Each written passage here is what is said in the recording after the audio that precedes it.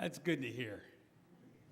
That's good to hear. The cheesecake must have been good. I think it must have been full of sugar, if nothing else. Yeah. And he says the cheesecake must have been good. That's well, Saturday evenings, if I'm in the car or if I remember to turn on the satellite radio, then we've got that little antenna. If you've ever noticed on our front doorstep, there's this little black thing sticking up, pointing at the sky. That's our antenna for satellite radio in the home. You know, we turn on Garrison Keillor and from 6 to 8 and listen to Prairie Home Companion. If you listen to Prairie Home Companion, you're nodding right now and you're going, now, yeah, that's pretty good. If you don't, I'm sorry, you're missing out. You know, for decade after decade, Garrison Keillor gets on the radio with his Prairie Home Companion, and you'll hear some musicians doing live music. You'll hear some old corny jokes. You might hear a hymn or two. And then Garrison Keillor will give you the news from Lake Wobegon, which is a mythical town in Minnesota, not Wisconsin, Minnesota, and just about ordinary folks and the ordinary things that go out there, and it's a lot of fun, and it's extremely funny. But in his book, Lake Wobegon Days, published in the early days of the radio show, he tells a story that may or may not be true. With Garrison Keillor, being true isn't important to something really being true. But in this story, he says that after he sold a couple of stories to a big-time magazine and had enough money to take his family all the way across the country from Minnesota to San Francisco, he was feeling rich and kind of cocky, and boy, you know, he's a writer who could provide for his family, and this is great. And he says that in his briefcase, he had the manuscripts written out of two different stories.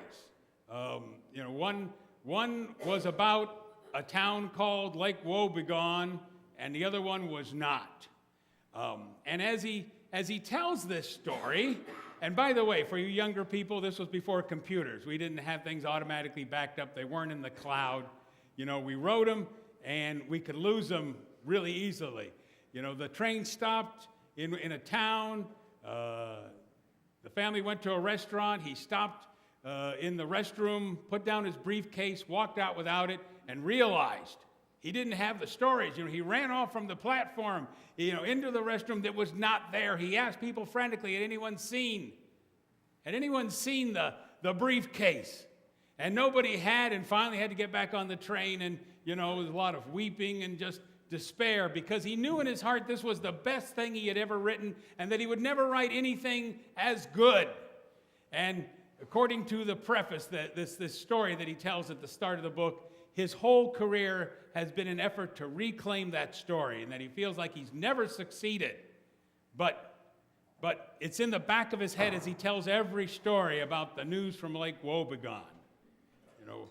Where all the women are strong, where all the men are good looking, and where all the children are above average, which is how he closes every story, by the way. I mentioned this lost story because I kind of have a story like it too, in that I have a box out in the garage right now, and right now somebody in this church is groaning as they remembered all the boxes of manuscripts and books they carried, from Pennsylvania into the truck and out of the truck and into our garage. And this box is still there, and it says Ladera Sermons on it. It's all the sermons from July 29th, 1979 to September 9th, 1990. 12 years worth of sermons. And, every time I would write one, every time I would type one, there was none written on a computer in that box, I would carefully stick it away with its bulletin. They're all there. They're all there except one. The sermon I preached on Enoch many, many years ago. I thought it was an especially clever sermon. That I just hit one out of the park. That I was clever and scholarly and funny, but also biblically wise, and I had good advice for people's lives. That I had looked at that story we just read from Genesis about Enoch, and I had figured out what it meant. Now, I don't know if I lent it to somebody who might have asked to see it, or or pulled it out because I wanted to look at it and misplaced it. I have no idea, but it's not in the box. I've been through the box many times, every other sermon I preached, and there's some real stinkers in there. And now that you've heard me for about a year, you don't find that very hard to imagine at all. But that one is not there. It's my lost sermon, and I feel like I return to this story again and again over the years because I want to figure out what it was I said and why I was so clever and why I can't find it in the back of my mind, because it must be there. It certainly is an odd story. Now, if you saw it out of context, you're thinking, Enoch lived 365 years. Wow. You know, of course, I don't know what kind of insurance plans they had then, and if his meds were fully paid for, and how much he groaned. I don't know how much a 365-year-old man groans when he gets out of bed in the morning. I know how much a 60-year-old man does. It scares the dogs when I roll over and get out of the bed in the morning. You know, but 365. But if you know that chapter, this is the chapter Jenny calls the begots. Because in some translations, you know, we read that this person begot that one, and they begot that one, and they begot that one. Oddly enough, they give all the credit to the men when the women did all the work. That's why they call it labor. But you know how it is when guys get together and talk. They kind of forget they have wives till they get home. Then they remember.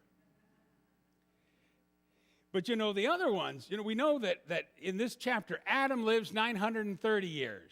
And Seth lives 912. And Enosh lives 905. And Kenan lives 910. Mahalalel lives 895. Yared lives 962. Methuselah, Enoch's son, is the champion, 969 years. And Lamech, by the way, both Methuselah and Lamech die the year of the flood. He lives to 777, which is still pretty good. I always wondered, did they die before the flood, or is that why they died? But we don't know. So in comparison to that, Enoch doesn't even get halfway to what the others have. It almost seems like he got cheated. By the way, I just love the sound of it. Since it's just us and we don't have a full thing, you won't mind if I indulge myself and say, Vayahe Chenak Hamesh Vashashim Shana. He lived 365 years, Chenak. Vayolach et Matushalach, which is Methuselah. He gave birth to Methuselah, which, as I already said, he didn't do that. But anyway, it just all of a sudden it comes in the middle. What happened? Well, first of all, this chapter itself does a lot more than a lot of begotting, which is what we expect from a lot of people. The first thing we need to remember is that in the Genesis account, we're introduced to sin. We're introduced to people who fall short. We have the disobedience of Adam and Eve in the Garden of Eden. We have the murder of Cain and Abel. And we seem to have, although it's very obscure, a story about Lamech accidentally killing Cain. It doesn't quite connect the dots, but it seems to be saying that. The ancient rabbis thought so.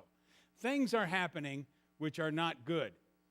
But when we look at the line of people here, what it's telling us is despite sin, the image of God is still to be found in humanity. Sin does not destroy the image of God on every single face that is here. Despite our shortcomings, despite our disappointments, despite the times when we let ourselves down or let others down, the image of God is still present in humanity. So that's one important thing we see. And then we have the situation where someone does not live as long as the others. I think I shared just yesterday or the day before something I often had to resort to, a thing I had to say when I led a boys' camp up in Camp Laverne for, I think, 5 years in a row. I think Karen remembers that. Up in Camp Laverne. We had a lot of city kids get on the bus and go up to the mountains more than a mile in altitude to very rustic circumstances. And Mommy wasn't there to make them a breakfast. They told me, they claimed that breakfast, several of them said that breakfast included eggs and pancakes and orange juice and bacon and oatmeal and cold cereal all on the same morning. Something I find hard to believe, but may have been true, because they certainly seemed like a spoiled bunch. And they often said, that's not fair. That was supposed to trump everything else. That's not fair. And the thing I used to say, this was before I used to say, that's before what I say now, which is I meant to do that. What I used to say was, life's not fair, life is good. Life's not fair, life is good. That was a hard one to answer. For one thing, they were going to have to disentangle that. But beyond that, that's an essential thing. Enoch does not live as long as everybody else, all of his forebears and those who follow after him. And if it's not fair, life is still good.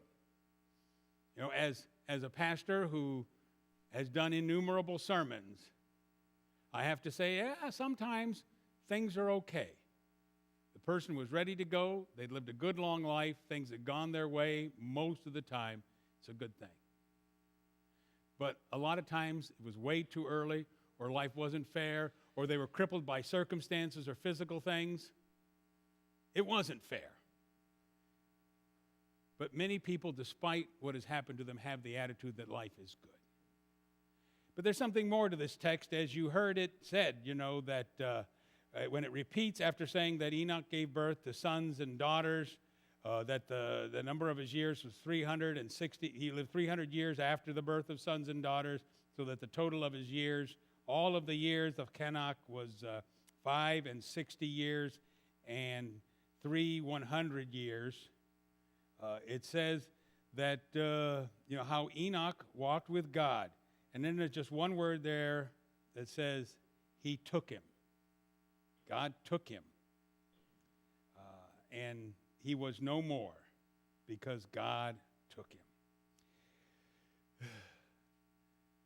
The ancient rabbis said that was there so that people would understand that Enoch lived only 365 years, and it wasn't because he was being punished for being evil, but because of the high quality of his relationship with God, that it was such a good relationship that it just naturally progressed to where it was permanent and eternal, that Enoch seems to have bypassed death and simply continued to abide with God. And what this tells me, I have no idea if this is what I said all those decades ago at Ladera Church of the Brethren in Los Angeles, and maybe it doesn't matter. But what it told me is it's not the length of our lives, it's the quality of our lives and the quality of our relationship with God. Those are the important things. Because it never works out fair. It never works out even. You know, we don't all live to a certain age and know that with a year to go, it's time to put our affairs in order. Instead, life and death surprise us. And we often shake our heads and say, such a nice person, such a difficult life. Or we sometimes say, such a rotten person, why did they live so long? But the scripture isn't worried here about the length of Enoch's life, but the quality of his walk with God. And if we have a quality walk with God, if we have a good relationship with God, we will surely have a good relationship with all around us. And if we have good relationships with the people around us, if we're known as a stand-up person, if people say good things about us when we're living and when we're gone, then we also have a good relationship with God, because each person that we have a wonderful relationship with bears the image of God and tells us something about God that is not seen anywhere else. Well, it's just a couple verses. The picture comes and goes real quick, and maybe it wasn't worth pausing and thinking about these verses decades ago when I thought about them, or coming back to it again and again throughout my ministry. But I've always been intrigued by it, and I've also been inspired by it. How many of us walk with God so closely that for us, death may not even be noticeable, because it's just simply a continuation of what we have done all of our lives. As I conclude, and since I'm closing the Bible, you know I'm probably concluding. Most people, when they say, and to conclude, I know they've got at least another 20 minutes to go, but usually I don't. Wonderful little story by Isaac Asimov, one of the great science fiction writers that was in one of the issues of the magazine that bore his name, and he talks about an individual that spent his whole life looking for immortality, going from planet to planet, following stories, figuring that if every culture had this story of immortality, it must be true, and it was just a question of seeking it and finding it. And waiting in a spaceport, up comes a strange alien who says, I recognize in you that you have the same wish that I have, to find out if these stories of immortality is true. How can we live forever? And he asks if the Earthman would go with him as they could search together. Then he lets on that he's met many creatures along the way, and although each one has died, there's always been another one that he's found to continue the search, which leads the man to say to the creature, how old are you? And he says, I'm over 10,000 years old. And when the human hears this, he turns and leaves because he realizes that 1,000 years, 10,000 years might not be enough in which to search for immortality, living here upon this earth forever. But 50 years, 60 years, 80 years, 100 is a long enough life if you live it right. We don't need more life as much as we desire it. The Bible teaches us we want richer life. And Jesus came to give us abundant life now, as well as forever. So we do have our cheesecake and eat it too. Amen.